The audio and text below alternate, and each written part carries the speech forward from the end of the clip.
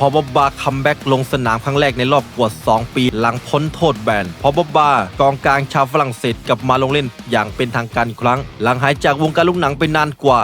811 วันโดยถูกส่งลงสนามเป็นตัวสำรองช่วงท้ายเกมในนาทีที่85ในศึกลีกฝรั่งเศสที่โมนาโกบุกพ่ายแลนด์1-4เมื่อคืนวันเสาร์ที่ผ่านมาสตาร์วัย32 ปีไม่ได้ลงเล่นเกมอย่างเป็นทางการตั้งแต่วันที่3 กันยายน